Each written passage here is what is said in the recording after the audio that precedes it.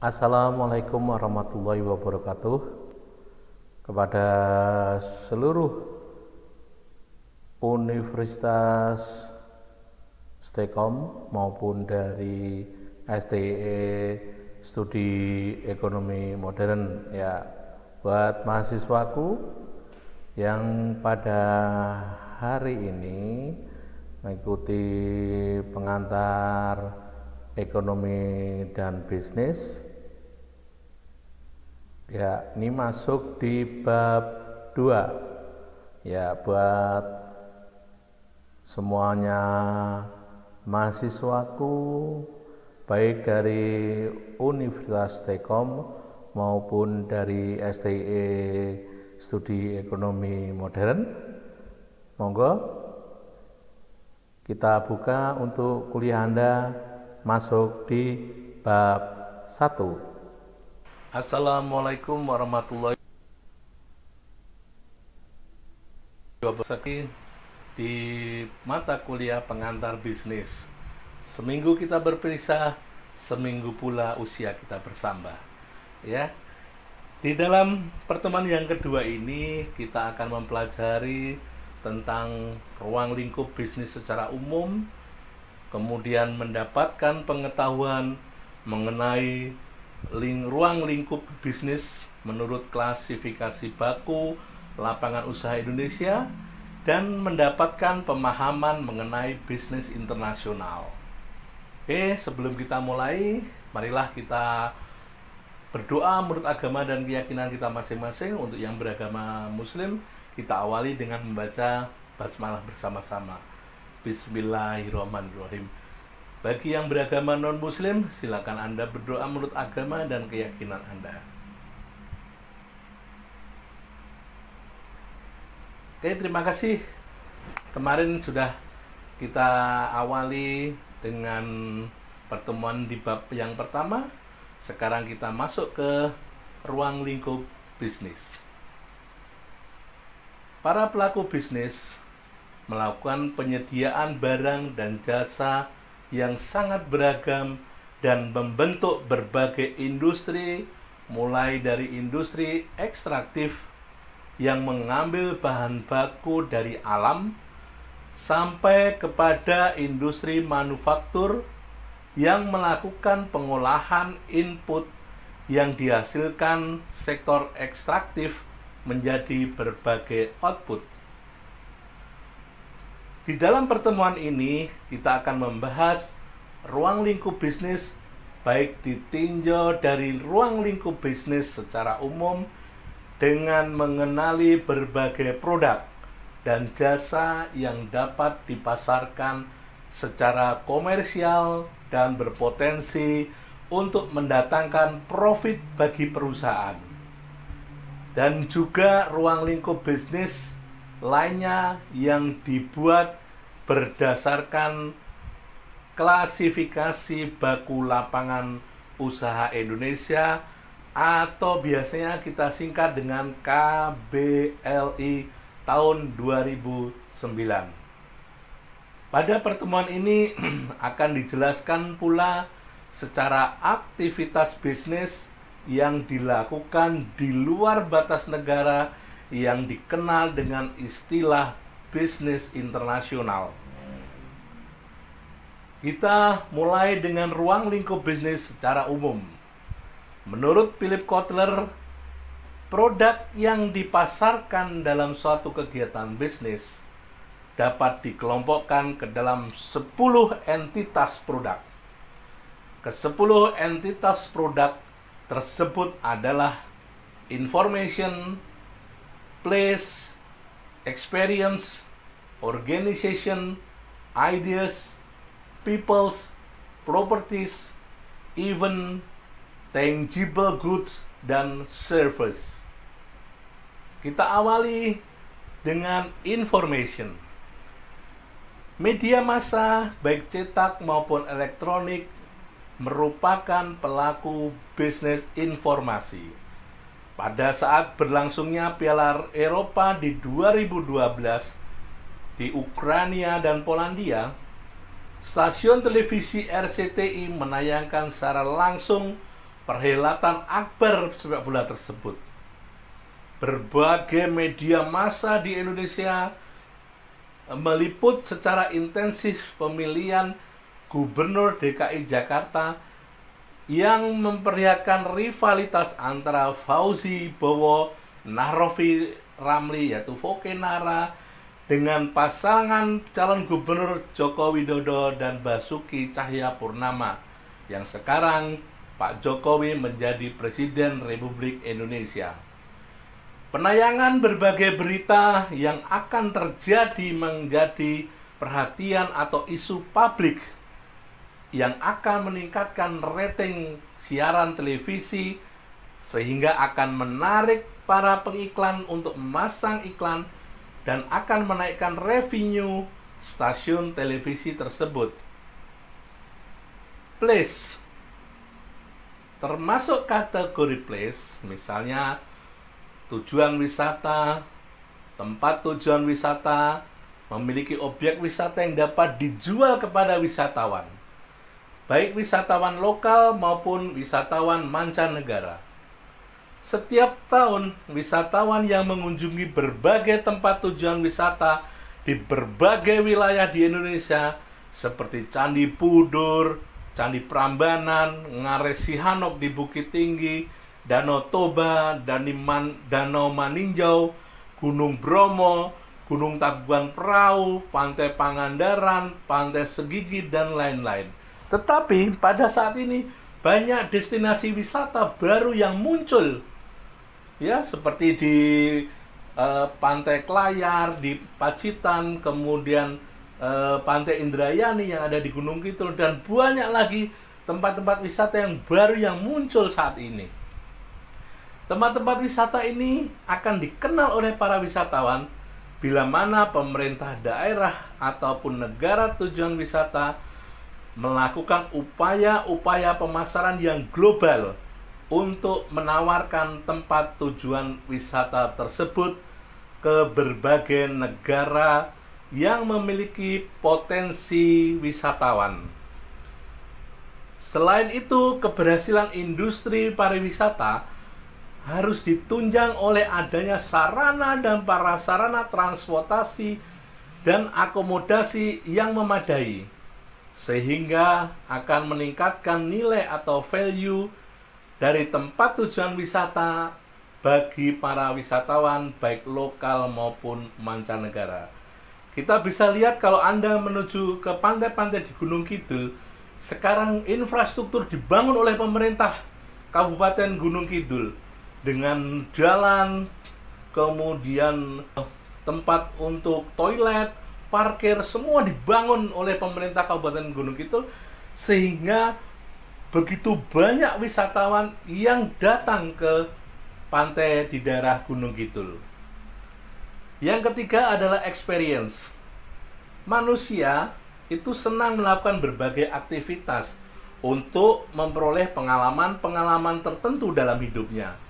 Sebagai contoh, manusia pada umumnya memiliki keinginan untuk merasakan sensasi jatuh atau sensation of falling, sehingga kita menyukai permainan yang memiliki sensasi jatuh, permainan ayunan, roller coaster, bahkan dalam tingkat yang lebih ekstrim, orang menyukai permainan bungee jumping atau terjun tandem. Aktivitas-aktivitas tersebut merupakan sekelumit contoh bagaimana manusia memenuhi keinginan akan pengalaman sensasi jatuh. Semua wahana yang ditujukan untuk memenuhi kebutuhan manusia akan pengalaman sensasi jatuh tersebut akan menjadi lahan bisnis yang dilakukan oleh pengelola tempat rekreasi, termasuk Taman Impian Jaya Ancol, Disneyland, dan banyak tempat di Indonesia seperti di Bali. Bungee jumping itu sudah merupakan hal yang biasa. Pengalaman lain yang ingin dialami oleh konsumen misalnya melihat binatang buas seperti harimau dan singa di alam bebas. Untuk memenuhi hasrat ini, konsumen dari Provinsi DKI Jakarta Jawa Barat, dan Banten dapat melakukan perjalanan safari ke Taman Nasional Serengeti di Kenya atau berkunjung ke Taman Nasional Kerinci Sablat dengan biaya yang tidak sedikit. Dengan biaya yang jauh lebih murah, konsumen yang sama dapat memperoleh pengalaman serupa melihat singa dan harimau di alam bebas apabila dia mengunjungi Taman Sari di Cisarua, Bogor, atau Taman Sari yang ada di Jawa Timur atau di Prigen. Lanjut adalah organization.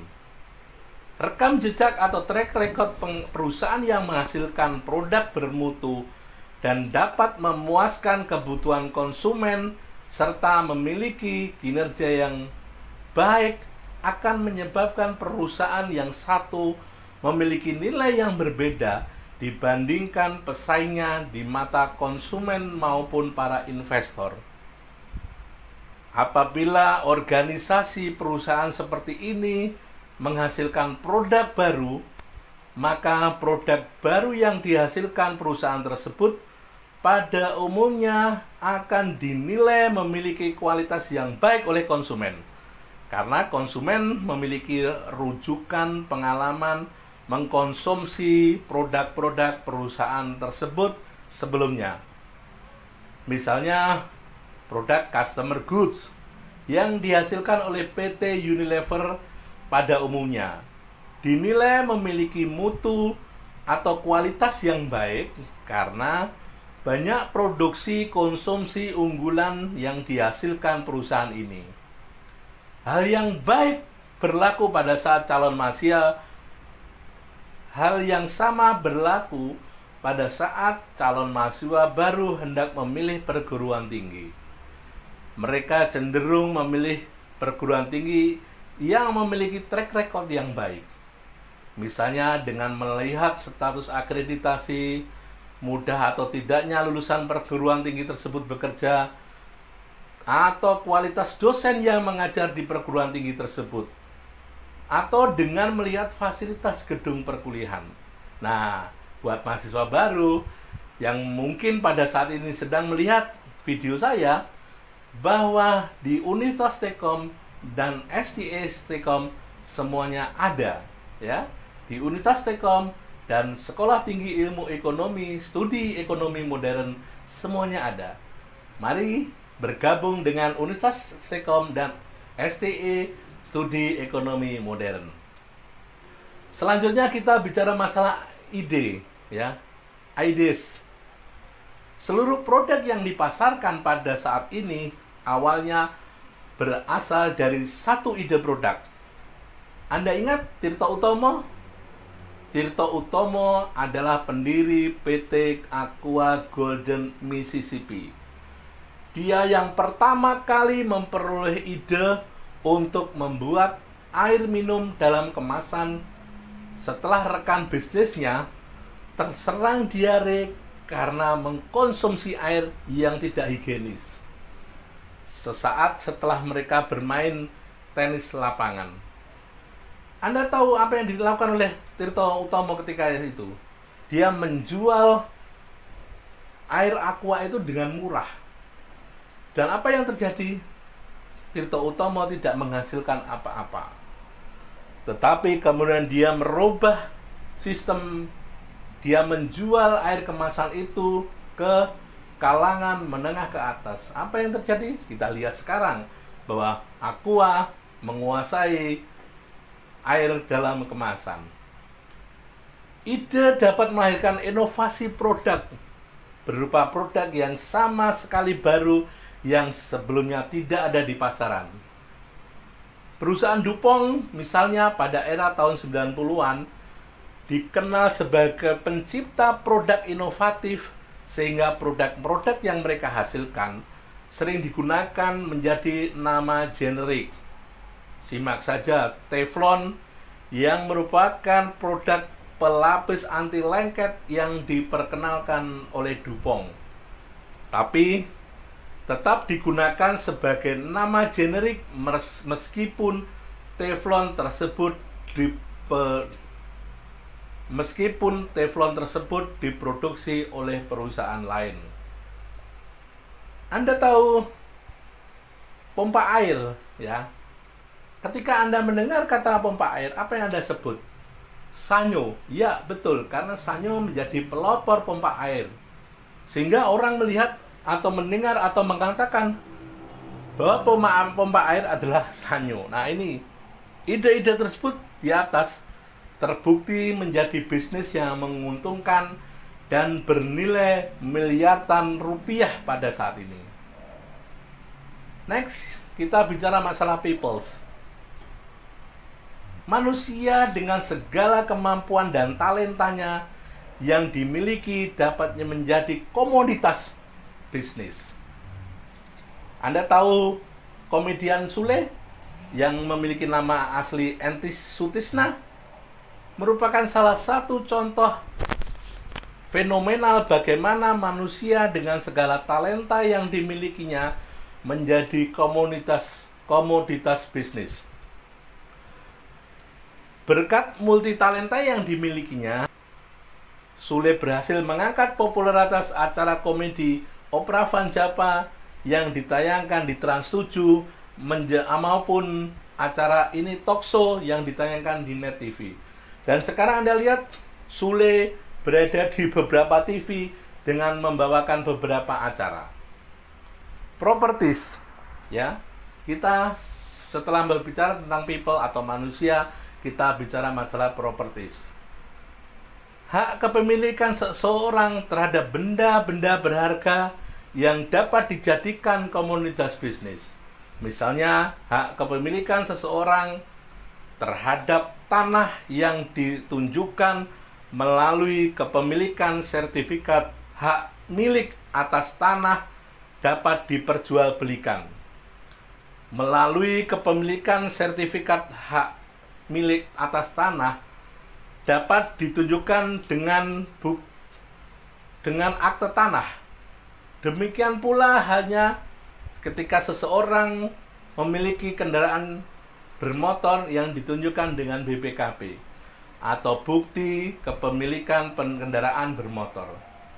Kepemilikan terhadap saham perusahaan yang telah go public dapat diperjualbelikan oleh pemilik hak tersebut kepada pembeli yang berminat untuk memperoleh keuntungan.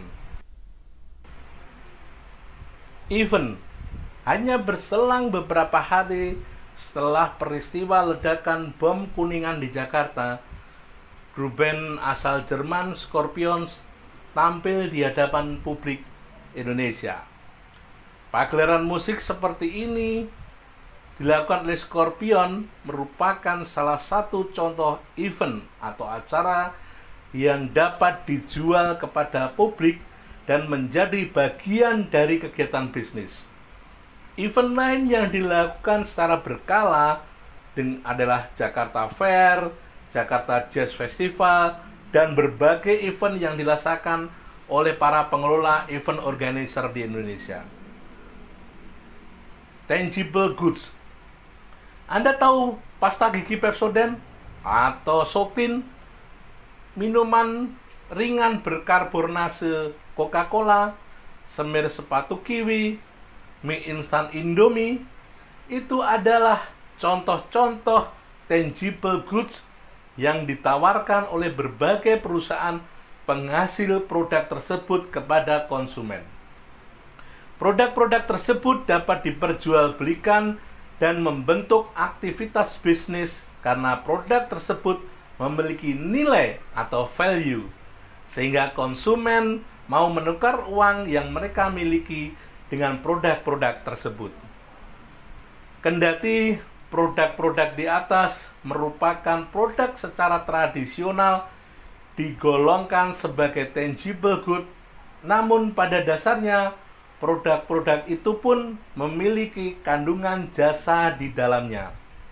Sebagai contoh, seorang konsumen yang membeli ballpoint Parker tidak semata-mata membeli produk tersebut karena penampilan fisiknya, tetapi membeli ballpoint Parker tidak semata-mata membeli produk tersebut karena penampilan fisiknya, melainkan ia membeli jasa yang dapat diberikan oleh ballpoint Parker tersebut sebagai alat tulis. Ballpoint Parker yang tidak bisa digunakan untuk menulis akan memiliki nilai yang lebih rendah dibandingkan sebatang ballpoint pilot yang lebih murah tapi digunakan dengan baik oleh penulis. Menyadari fenomena bahwa setiap tangible goods pada dasarnya mengandung unsur jasa, maka ahli pemasaran Hermawan Kertajaya mengatakan bahwa apapun bisnis yang dilakukan oleh perusahaan, maka bisnis perusahaan tersebut harus dipandang sebagai bisnis jasa. Ya, yang bilang itu Hermawan, bukan Erwan ya. Kemudian kita bicara masalah servis. Salah satu ciri utama jasa bahwa jasa bersifat intangible, artinya keberadaan jasa tidak dapat dilihat secara kasat mata, tetapi dapat dirasakan manfaatnya setelah konsumen mengkonsumsi jasa tersebut. Ciri jasa lainnya adalah inseparable, artinya jasa tidak dapat dipisahkan dari si pemberi jasa, sehingga kualitas jasa yang akan diperoleh konsumen akan sangat bergantung kepada siapa yang akan menjadi pemberi jasa. Jasa juga memiliki ciri variability, artinya jasa diberikan oleh pemberi jasa memiliki variasi antara satu pemberian jasa dengan pemberian jasa lainnya, meskipun dilakukan oleh pemberi jasa yang sama. Hal ini dipengaruhi oleh suasana psikologis pemberi jasa pada saat melakukan pemberian jasa. Berbagai jenis jasa seperti jasa pengacara, notaris, transportasi, penilai, akuntan, dan sebagainya merupakan bagian dari entitas bisnis. Terakhir, jasa juga memiliki ciri perishability. Artinya, jasa tidak bisa disimpan untuk dikonsumsi waktu yang akan datang. Hal ini berbeda dengan konsumsi barang yang bisa disimpan untuk di masa yang akan datang. Ya, kita akan bicara masalah ruang lingkup bisnis menurut klasifikasi baku lapangan usaha atau KBLI Indonesia.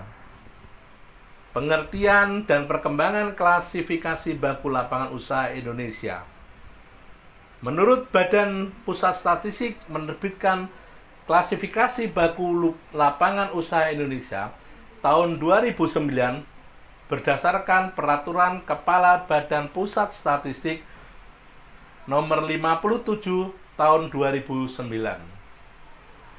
Klasifikasi baku lapangan usaha Indonesia merupakan klasifikasi baku kegiatan ekonomi yang terdapat di Indonesia.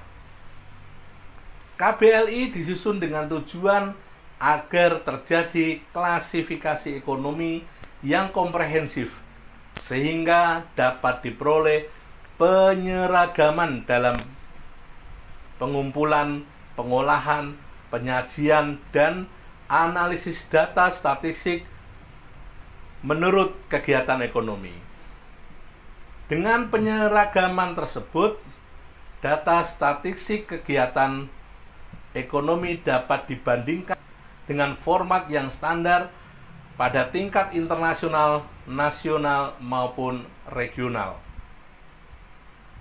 KBLI 2009 merupakan revisi dari KBLI tahun 2005. Revisi klasifikasi dilakukan karena terjadi pergeseran lapangan usaha dan munculnya berbagai lapangan usaha baru yang menyebabkan banyak kegiatan ekonomi belum muncul klasifikasinya.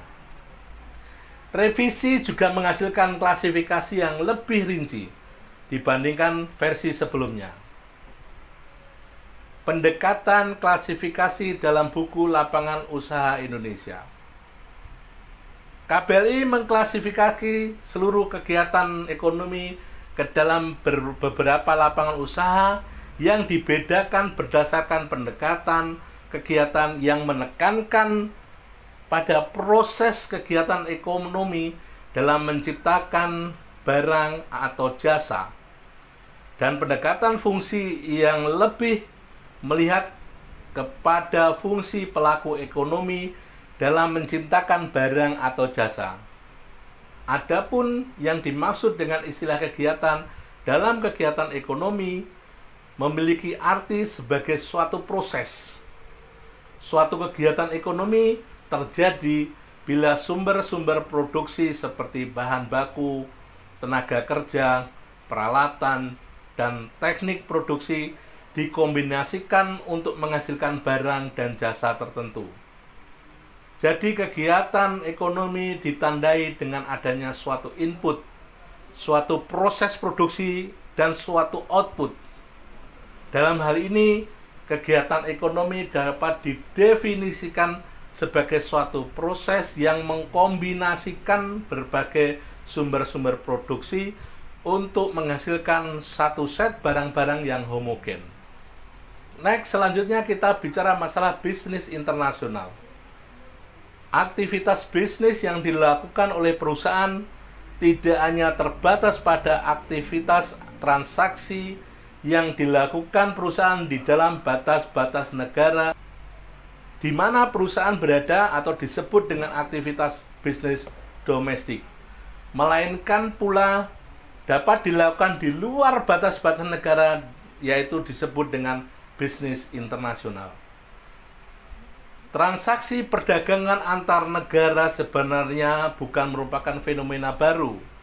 Pada abad ke-12, Kerajaan Sriwijaya dengan berbagai kerajaan maritim lainnya telah melakukan perdagangan internasional dengan berbagai kerajaan di Tiongkok dan India. Bahkan di beberapa wilayah di Jepara, di bawah pemerintahan Kerajaan Majapahit, telah melakukan kegiatan sampai ke Madagaskar, ya. Demikian halnya dengan monarki di Eropa sudah melakukan perdagangan dengan wilayah timur sejak abad ke-13. Jalur dagang Eropa ke Asia Timur harus melewati jalur dagang yang dikendalikan oleh penguasa Kekaisaran Turki Utsman. Sehingga hal tersebut mengakibatkan mahalnya harga komoditas dari Asia ke Eropa atau dari Eropa ke Asia. Realitas ini mendorong perusahaan-perusahaan dagang Eropa untuk mencari jalur alternatif perdagangan dari Eropa ke Asia. Di dalam pencarian rute baru perdagangan internasional inilah bangsa Eropa menemukan benua Amerika. Saat ini aktivitas bisnis internasional memiliki dampak yang luar biasa bagi perkembangan ekonomi global. Sebagai contoh, pada tahun 2006 hanya ada 19 negara di dunia yang memiliki Gross National Income atau GNI lebih tinggi dibandingkan penjualan tahun ExxonMobil, sebuah perusahaan multinasional yang bergerak di bidang perminyakan. Menurut data yang dilansir oleh Fortune Magazine pada tahun 2006, ExxonMobil memiliki penjualan